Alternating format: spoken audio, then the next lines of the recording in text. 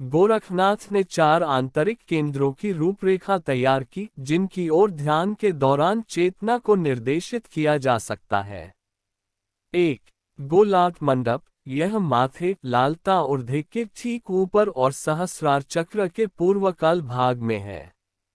व्यक्ति को वहां प्रकाश की उपस्थिति की कल्पना करनी चाहिए और अपना पूरा ध्यान उस पर केंद्रित करना चाहिए। 2. ब्रह्म गुहा मधुमक्खियों की गुफा। यह रीढ़ की हड्डी के ऊपर और सहस्रार चक्र के पिछले हिस्से में स्थित है। योगी इस केंद्र को वीर्य स्थान, वीर्य या महत्वपूर्ण ऊर्जा का स्थान के रूप में देखते हैं और यह सुनिश्चित करने के लिए प्रभावी साधन अपनाते हैं कि महत्वपूर्ण ऊर्जा इस केंद्र से बाहर न जाए, जिससे निचली नसों और यौन अंगों में उत्तेजना को रोका जा सके। 3. सिर के भीतर धम धमकार नाद ध्वनि। प्रारंभिक अवस्था में योगी को दोनों कानों को तर्जनी से मजबूती से बंद करना होता है ताकि कोई बाहरी ध्वनि ध्यान न भटकाए। यदि पर्याप्त प्रयास किया जाए तो व्यक्ति को मस्तिष्क के केंद्र में धम धम जैसी निरंतर ध्वनि सुनाई देगी। इस आंतरिक ध्वनि पर ध्यान केंद्रित करना चाहिए और उसमें लीन हो जाना चाहिए। यह ध्वनि धीरे धीरे ओम का नीरस रूप धारण कर लेगी। 4. भौहों के बीच आंखों के भीतरी केंद्र पर नीला ज्योति नीली स्वप्रकाशमान प्रकाश पर ध्यान केंद्रित करें। ऐसा प्रतीत होता है कि गोरखनाथ ने हृदय में केंद्र को छोड़ दिया है। इसके विपरीत श्री अरबिंदो ने एकाग्रता के 3 आंतरिक केंद्रों हृदय, भौहों के बीच और सिर के ऊपर की रूपरेखा तैयार की। इसे ध्यान पर पढ़ा जा सकता है। बाहरी केंद्र। गोरखनाथ ने कई बाहरी केंद्रों की रूपरेखा तैयार की जिनका उपयोग विचार प्रक्रिया को शांत करने के लिए किया जा सकता है। 1. किसी की नाक की नोक से लगभग 2 अंगुल 1-1/2 इंच की दूरी पर उसकी आंखों के सामने एक लाल चमकदार रोशनी की उपस्थिति की कल्पना करें और अपना ध्यान लगातार उस रोशनी पर केंद्रित करें। सावधानी, तिरछी नजर न रखें। 2.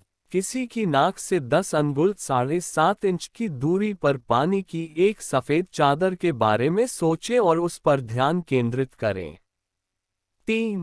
किसी की नाक से 12 अंगुल 9 इंच की दूरी पर एक पीली धातु की उपस्थिति की कल्पना करें और उस पर एकाग्रता का अभ्यास करें। मुझे यह स्पष्ट नहीं है कि धातु का रंग पीला क्यों होना चाहिए। शायद उन दिनों वे सोने का चित्रण कर रहे थे। 4. नीले और शांत आकाश के किसी भी भाग की ओर देखें और इस शुद्ध आकाश के अनन्य विचार में लीन हो जाएं। श्री अरबिंदो और माताजी ने भी इस पद्धति की सिफारिश की थी। देखें, चेतना का विस्तार करें। 5. अपने और आकाश के बीच किसी मध्यवर्ती स्थिति पर ध्यान केंद्रित करें और वहां तेज किरणों का एक समूह स्थिर रूप से देखें। 6.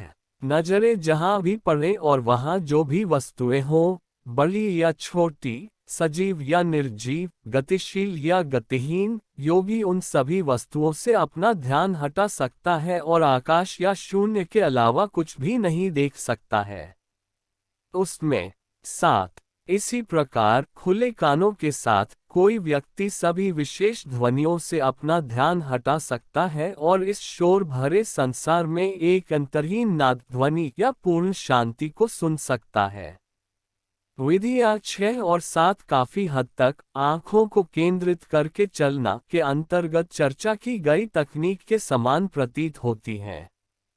इन पंक्तियों के साथ जिदु कृष्णमूर्ति ने प्रसिद्ध रूप से कहा कि ध्यान बस में भी हो सकता है। वह अपने श्रोताओं को अपनी सभी इंद्रियों से दुनिया को समझने के लिए प्रोत्साहित करते थे। इस अवस्था में कोई केंद्र, कोई इच्छा नहीं रह जाती और परिणामस्वरूप समय स्वयं रुक जाता है। निम्नलिखित अंश उनकी एक बातचीत से है। जब ध्यान स्वयं की जांच करता है तो क्या होता है? यदि आप इसमें भाग ले रहे हैं तो आपकी सभी इंद्रियां पूरी तरह से जागृत हैं। यह भाग लेने वाली एक इंद्रिय नहीं है, बल्कि सभी इंद्रियों की समग्रता है। अन्यथा आप उपस्थित नहीं हो सकेंगे। जब एक भावना अत्यधिक विकसित होती है और अन्य नहीं, तो कोई इसमें भाग नहीं ले सकता है। पूर्ण संवेदी गतिविधि ध्यान की स्थिति है। आंशिक संवेदी गतिविधि एकाग्रता की ओर ले जाती है। ध्यान का कोई केंद्र नहीं है। ध्यान स्वयं से बहता हुआ प्रवाह है। यह गतिमान है, कभी स्थिर नहीं। यह बहती है, चलती है, चलती रहती है। ध्यान अधिक से अधिक जाता है, तुलनात्मक अर्थ में अधिक नहीं, बल्कि एक नदी के रूप में जिसके पीछे विशाल मात्रा में पानी है। ऊर्जा की, ध्यान की, लहर दर लहर, लहर की जबरदस्त मात्रा। प्रत्येक लहर की एक अलग गति होती है।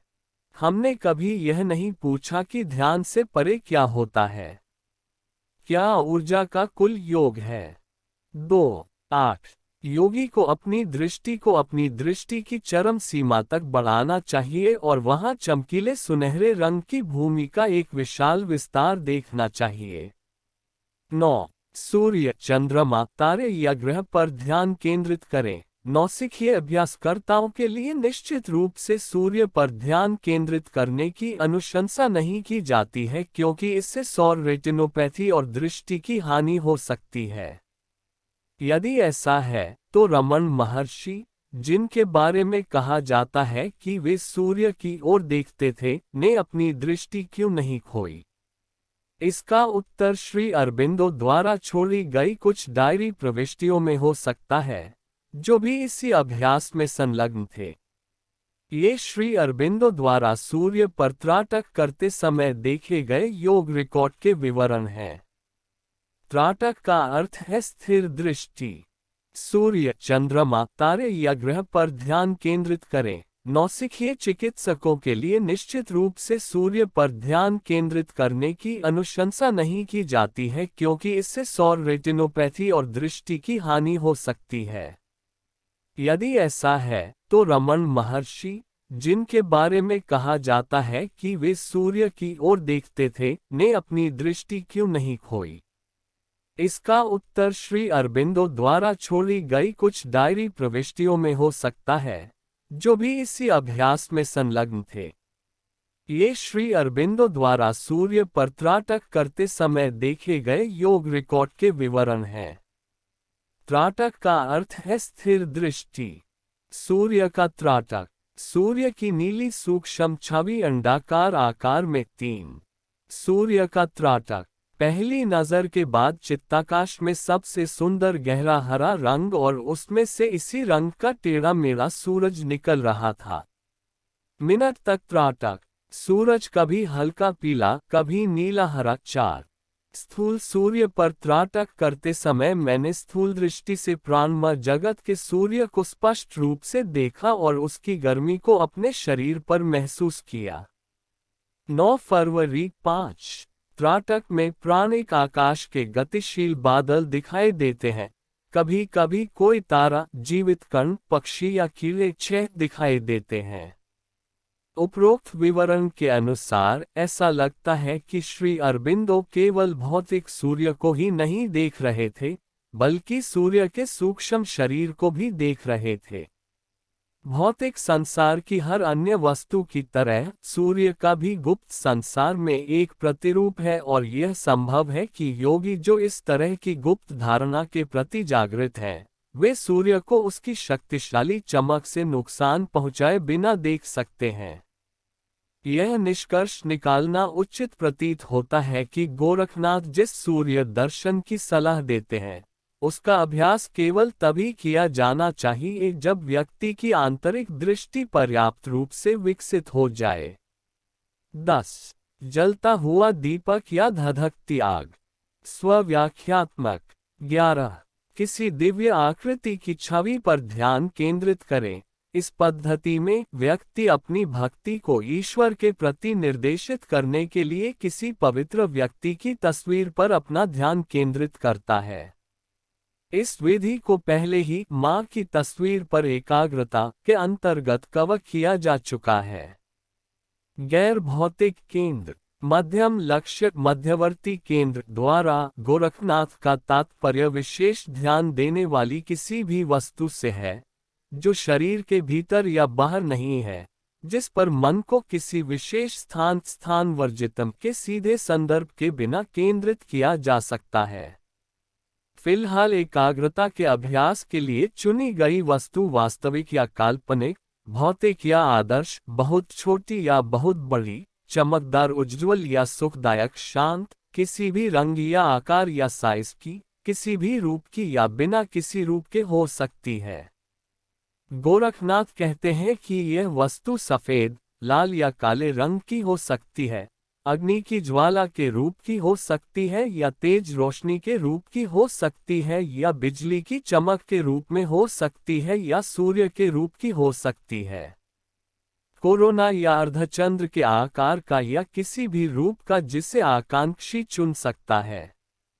सिद्ध सिद्धांत पद्धति। बैनर्जी अपनी पुस्तक फिलॉसफी ऑफ गोरखनाथ के 19 अध्यायों में सिद्ध सिद्धांत पद्धति और अन्य कार्यों में बताए गए ब्रह्मांड और उसमें मनुष्य के स्थान के बारे में गोरखनाथ के दृष्टिकोण की पड़ताल करते हैं।